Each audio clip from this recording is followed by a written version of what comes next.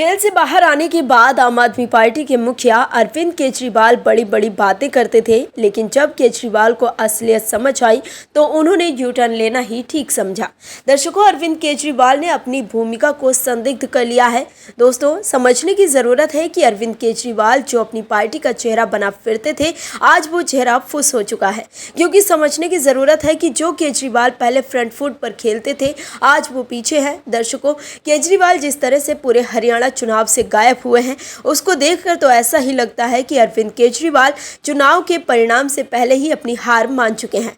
केजरीवाल को देखकर तो ऐसा ही लगता है कि अब उनको समझ में आ गया है कि जनता अब उनके झांसे में नहीं आएगी और अब अरविंद केजरीवाल के राजनीतिक विस्तार का सपना ही रह जाएगा। क्या है खबर, बताते हैं आपको इस रिपोर्ट में। दरअसल हरियाणा चुनाव को लेकर अरविंद केजरीवाल ने अपनी रणनीति बदल ली है। अरविंद केजरीवाल विपक्ष के उन खास चेहरों में हैं जिन्हें कांग्रेस नेता राहुल गांधी के बराबर महत्व मिलता है। केजरीवाल ने शायद अपने प्रतिक्रियावादी टाइप्स के स्पीच से मीडिया को मरहूम रखा। हरियाणा में चुनाव प्रचार के दौरान वो कांग्रेस के खिलाफ कुछ खास बोलते नहीं दिखे।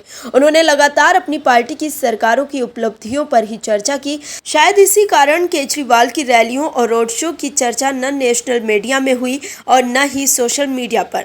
वैसे भी प्रचार के अंतिम समय में अरविंद केजरीवाल से ज्यादा रैलियां और रोड शो में उनके मुकाबले उनके सहयोगी ज्यादा सक्रिय दिखे। जैसे बीजेपी में सबसे ज्यादा रैलियां और सभाएं पीएम मोदी और सीएम योगी आदित्यनाथ करते हैं। यही हाल कांग्रेस में भी है। राहुल गांधी और प्रियंका गांधी वाड्रा स्टार प्रचारकों में सबसे ऊपर रहते हैं, पर हरियाणा में आम आदमी पार्टी के मुखिया अरविंद केजरीवाल से ज्यादा उनके पूर्व डिप्टी सीएम मनीष सिसोदिया अधिक दिखाई दिए। ये दिख रहा है कि आम आदमी पार्टी और अरविंद केजरीवाल कांग्रेस के खिलाफ फ्रेंडली मैच खेल रहे हैं। हरियाणा के भिवानी जिले में अरविंद केजरीवाल का बचपन बीता था। उनकी अपनी शुरुआती पढ़ाई भी यहीं के स्कूल से हुई थी। हरियाणा में 5 अक्टूबर को विधानसभा चुनाव होने वाले हैं।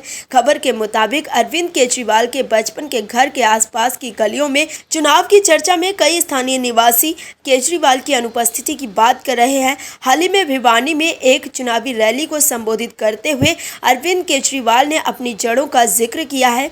उन्होंने कहा था कि आप किसी भी हरियाणवी को तोड़ नहीं सकते। ये बात उन्होंने दिल्ली शराब नीति मामले में अपनी गिरफ्तारी का हवाला देते हुए कही थी। उनकी पत्नी भी अरविंद केजरीवाल के जेल में रहने के दौरान लगातार हरियाणा में रैलियां कर रही थी। उन रैलियों में केजरीवाल को हरियाणा का लाल कहकर ही संबोधित करती थी, पर हरियाणा के इस लाल के जन्म स्थान पर ही आम आदमी पार्टी चुनाव परिदृश्य से गायब है।